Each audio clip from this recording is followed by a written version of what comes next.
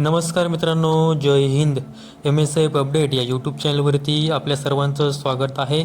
मित्रांनो, सर्वांसाठी आनंदाची बातमी आहे. ज्या उमेदवारांनी पोलीस भरतीचा फॉर्म भरला नव्हता त्यांना अर्ज भरण्यासाठी मुदतवाढ मिळालेली आहे.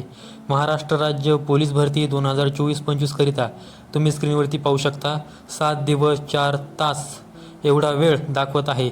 अर्ज भरण्याची जी काही शेवटची तारीख आहे ती सुद्धा वाढवून देण्यात आलेली आहे.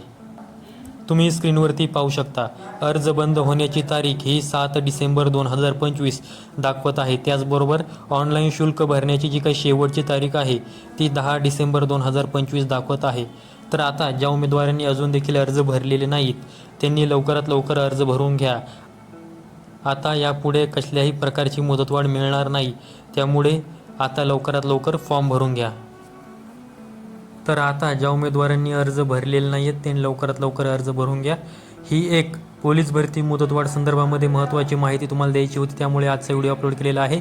संपूर्ण व्हिडिओ पाहिल्याबद्दल धन्यवाद.